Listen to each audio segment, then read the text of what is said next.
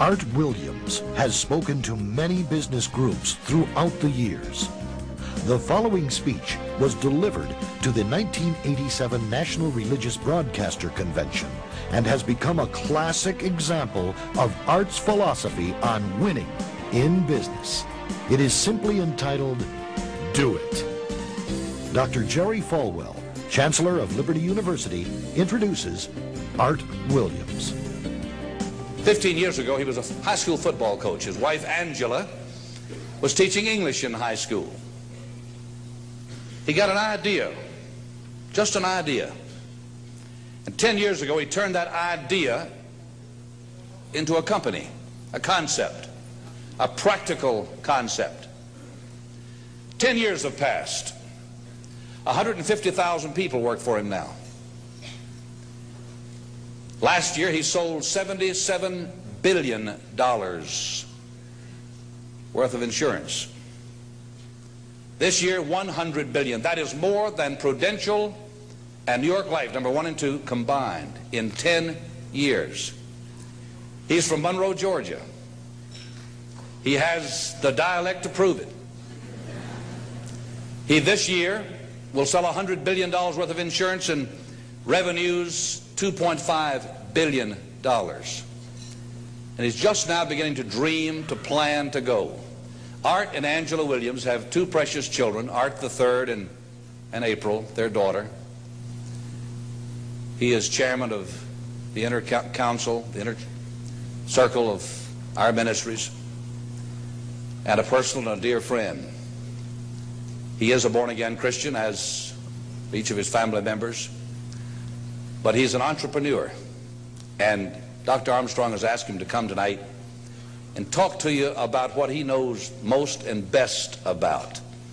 And having been in one of his sales meetings last Thursday in Palm Springs, you know, I usually go out preaching and I try to wake up religious morgues, and most of the places, a lot of the places I go don't need a revival, they need a resurrection.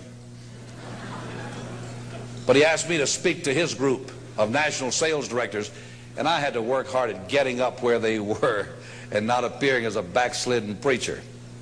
This man, I repeat, is the leading entrepreneur in America and a friend of NRB, and I introduce you to you, Mr. Art Williams.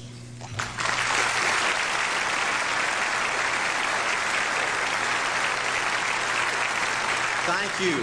Thank you, Jerry. And I tell you, I don't know if I've been this nervous in a long time. This is the most intimidating thing that I think's ever happened to me. An old dumb South Georgia football coach speaking to a bunch of TV personalities like many of you, many great evangelists in the audience, and who put me between Falwell and Swaggart on the same night just totally blows me away. But I'll try to give it my best shot. I was asked to talk to you about how to win in business. I think it's a good subject for you to think about, because I believe business in America is in a crisis situation today. All you have to do is read the paper and every month see our trade deficit, and it's just a very depressing situation. And to speak to you about how to win in business, there's a lot of obvious things I could talk about. You first have to find a need. You've got to fill a need for a consumer out there. You've got to have a market. You've got to have somebody to sell your product or your service to. You've got to, if you really want to get big and win big, you've got to have a uniqueness. There's got to be something a little bit different from you than all of the competition out there. But by far the most important thing you've got to have to win in business in these United States today is a very unique kind of mental toughness. I believe the difference in winning and losing in the free enterprise system is so small, it's almost too scary to talk about. You can do 99% of the things right in business, and yet if you don't possess what I call that winning edge, that mental toughness, folks, it's impossible to win. I believe the thinking in corporate America has been screwed up over these last 20 or 25 years, and I believe this screwed up kind of thinking started in our big liberal universities today. I believe a college degree in business from most universities today is not worth the paper it's written on. I just had a son graduate from the University of Georgia a few months ago. The reason I think that is because most of these professors in most of these universities today hadn't got enough common sense to get in out of the rain. They don't have any idea what it takes to win out there in the real world. They deal in a bunch of theory. These people have tried to fill up corporate America with this kind of thinking. These are the special people. If you're born rich, if you're born on the right side of the track, they rule you, the privileged class in America. If you're born poor from an average, ordinary background like I came from, they say you're supposed to give up all your big dreams and all your big ambitions and all your big hope. If you have a high IQ, they rule you brilliant. If you have an average IQ like me, they say you ought to drive a truck or be a janitor. Well, bull. Hey, that ain't the way.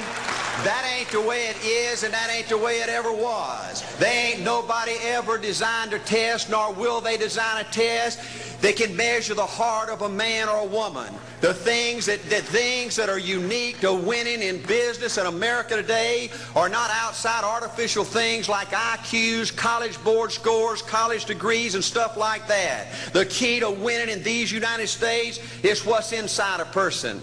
It's your integrity. It's your people abilities. It's your character. I believe in developing this winning edge. I've got 10 or 12 points that I won't be able to go over with you tonight, but let me just give you a flavor of what I think you've got to do to succeed in these United States. Number one, you've got to get excited. Folks, I don't believe anybody will ever tell you anything more important than this in winning in these United States. 90+% of winning in anything you try to do in America today, you've got to be excited. People in America won't follow or believe in a negative, dull, disillusioned, frustrated, dadgum crybaby. People want people that are positive and excited and enthusiastic and tough. The greatest definition I ever heard, I thought about this 10 million times when I wanted to quit along the way of a winner. This guy said almost everybody in America can stay excited for 2 or 3 months. A few people can stay excited for 2 or 3 years. But a winner will stay excited for 30 years or ever how long it takes to win. Another key to building this winning edge and this mental toughness is you got to become a dreamer again. You know, I'm a Methodist, and we just changed ministers a few weeks ago, and our new minister came in, and the church was just packed. And the first thing he said, well, it looks like everybody came out to see the monkey perform. And the second thing out of his mouth, he said, for a church to be a great church, you got to have a dream. If you don't have a dream, you're dead. And boy, I sat up and I said, man, me and this guy are going to get along good because he knows what he's talking about. See, folks, I believe in order to win, you got to feel good about yourself. When I was coaching football for 7 years back in Georgia, and I had a paddle in my coaching office, and it was about this thick and this long. And in the fat end, I had little holes bored in it so you could really get some speed and blister their little butt, you know, when they misbehaved. And I had a rule on my football team that if any kid said, I can't, if any football player heard one of my football players said, I can't, he got to bring him in the coach's office and give him 3 licks. And it took me about a month to get all that thinking out of my players every year, you know, and I'd have football players knock on my door at recess and at lunch and after school. And he said, Coach, he said it. Coach, he said it. And I'd make that kid bend over, and I'd give that other kid the board. He'd bust him 3 times. And folks, it didn't take long. You couldn't create a word game to get one of my kids to say, I can't. Bring it home a little bit more personal. When April and little Art were just this little and could understand words, every time they said, I can't, I made them do 3 push-ups. Folks, there ain't nothing you can't do in America if you want to bad enough. Another key in building this winning edge is, folks, you got to stand for something. People in America, the good people in America, are fed up with these dadgum fence sitters and mealy mouths. Corporate America has an especially black eye in business today. Most people in America think you can't find a company. They think you can't find a salesperson that'll tell you like it is and stand behind their word. They think these companies will sell anything, say anything, just to make a sale, just to make a profit. Well, you know what? Folks, if you want to win in the free enterprise system in America today, you got to stand for something. And another point, thank you, is yes, you're going to be controversial. Folks, if you want to win in these United States today, just get ready. You're going to be controversial. The only way not to be controversial is to be average and ordinary. They just call me anything but average and ordinary. Now, I know some of you might say, well, you know, I don't think I like Art Williams. You know, he sounds like an old tough butt to me. Well, folks, I'm telling you, you can be good and tough at the same time. I bet nobody's ever talked to a religious broadcaster like that.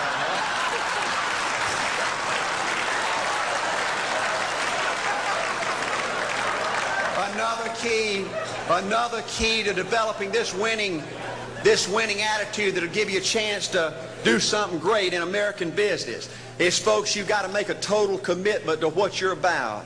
Do you know almost the American people have lost their toughness? They've lost their ability to make a commitment. See, folks, in trying to win in business, you're just going to have so many false starts. You think you get it going time after time, and you just get knocked back to ground zero, and it's your ability to compete, to pick yourself up off the bat one more time, to go for it one more time, that's going to determine success or failure. You know, we've got a divorce rate in America some 50% right now. You know, it just seems like that people that go in business today, they have an attitude, well, I'm gonna stick my toe in it.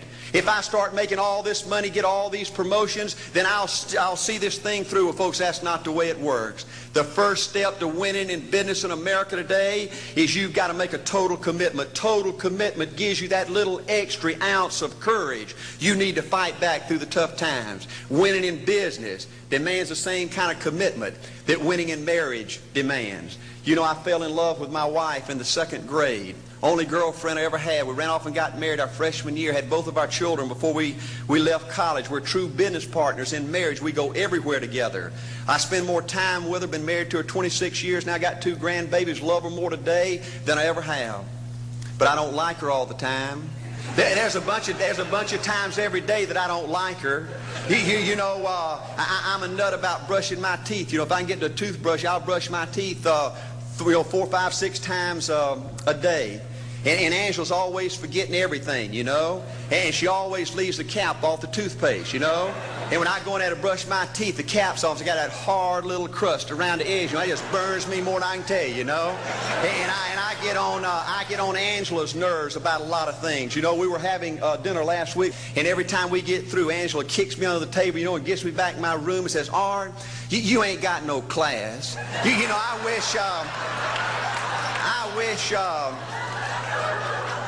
I wish, Art, you could learn to eat with your mouth closed, you know. But see, folks, if you want to win in business, everything's not going to work out like you want it to, but you got to be committed. I want to have great kids. I want to have a wonderful relationship. I want to have tremendous grandbabies. Another key in building this winning edge in business is you've got to learn to treat people good. Another thing that these universities pollute America, corporations with, is this attitude, you better not get to know your employees. You better not become friends or get to know the spouse or the children of your employees, because you might have to fire them, you might have to reassign them. And if you're close friends, you can't manage people in a tough-minded way. Bull.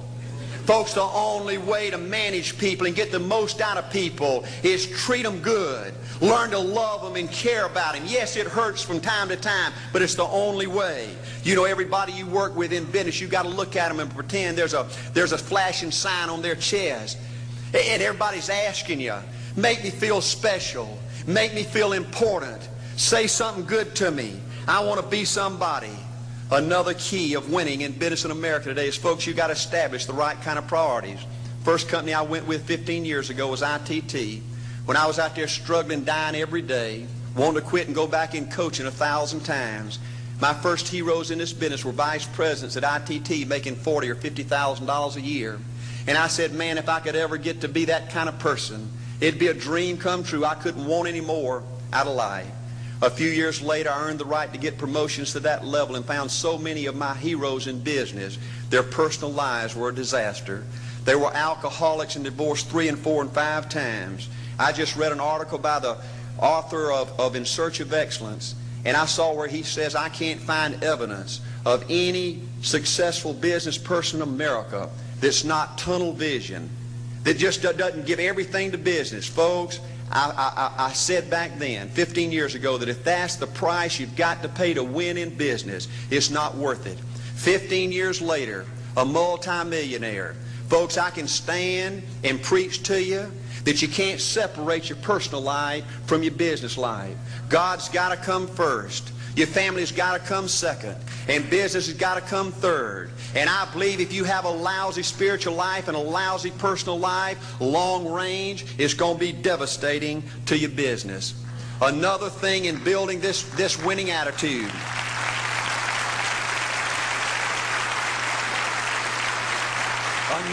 Another thing in building this winning attitude in business. I see tall people make it big in business and short people, dumb people and smart people, fat people and skinny people. But if you cut open the winners in business, I see a heart of a champion. And all these people are competitors and they don't quit. I believe desire and will to win is everything. I don't know why I'm like I am, but my butt's always burning. There's always something say, Art, dadgummit, you're supposed to go for it. Art, dadgummit, you're supposed to be somebody. You're supposed to make a difference with your life. What does the $500,000 a year person do? The $50,000 a year person doesn't do.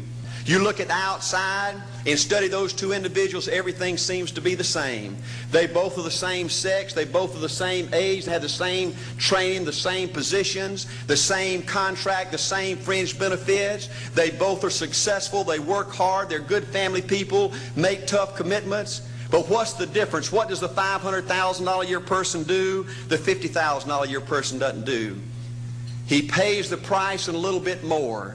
He works hard and a little bit more. He's loyal to the company and a little bit more. He believes in a little bit more. He makes money and a little bit more. He saves money and a little bit more. If you want to win in these United States, you got to be tough and you can't quit. The last thing I'll talk to you about today in building this winning edge is, folks, if you want to win in business, you got to be a leader. Leadership is everything. You show me anything in these United States that win, I'll show you a leader at work. You show me a successful church, Boy Scout troop, club, football team, business, I'll show you something run by a leader. See, I thought at one time in my life you had to be smart to win. I used to have these smart people that dress so pretty and talk so pretty and use these big words. They just intimidated me. And I said, Art, you can't ever be that good. Why don't you just throw in the towel and go on back and coach football for a living? And I found two things out about smart people. I think it's almost impossible for a smart person to win in business in America today. Because I find smart people spend their whole lifetime figuring things out. They're always trying to figure out an easier way and a quicker way. And another thing I found out about smart people is they just don't get around to doing nothing. And see, somebody like Art Williams, everybody said, well, he can't do it. And somebody like that can't do it. But he does it. See, folks, I want you to know almost everybody in America almost does enough to win. They almost get there. They almost are over the hump. They almost have it going. They almost in everything they do, almost is a way of life to almost everybody in America. But the winners do it. What do? They do whatever it takes to get the job done.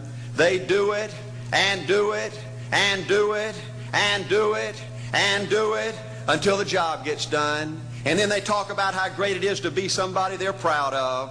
We need leaders in America who can do it. If you want to become somebody, do it. If you want to go in business for yourself, do it. If you want to become financially independent, do it. I hear too much talk in these United States. Everybody can talk a good game. We need people in America who can do it. I go all over this country with A.L. Williams, and I have people say, Art, you can count on me. Wonderful. Just do it. Art, I guarantee you this is my last stop. I'm going to win now. Super duper. Just do it. Art, if I could just have one good month and get the ball going, I know I could make it big. Super. Just do it. Art, if I could just pay off this debt, I could really go. Great. Just do it. Art, if I could just sell my house. Do it. But houses ain't selling. Do it anyway. Art, I'm not making any money. What can I do? You just do it. Do what, Art? You do it and do it and do it. Art, I guarantee I'm going to win this contest. Super duper. Just do it. Art, I'm over the hump now. Watch my smoke. Great. Just do it. Art, I want to make it so bad I can taste it. What I do? You just do it. Art, I'm a vice president now. Can I quit doing it? No. Art, I don't know if I can keep on keeping on. I'm really hurting. What I do? You just do it. Do what, Art? You do it and do it and do it. Art, all my life I wanted to be somebody important. Well, what do it then? Art, I'm going to save money so I don't have to go through this again. Great. Just do it. Art, I don't feel like I've had enough training. What I do? You just do it. Art, my manager don't give me no help. What I do? You just do it. Art, you don't understand. I was Mr. Everything at my former company. You don't mean I have to start off down at the bottom and do it, do you? Yep, you really got to do it. Art, what's the primary difference between winners and losers? The winners do it. They do it and do it and do it and do it until the job gets done. And then they talk about how great it is to finally have achieved something unique, and how glad they are that they didn't quit like everybody else, and how wonderful it is to finally be somebody they're proud of and make a difference with their life. Thank you.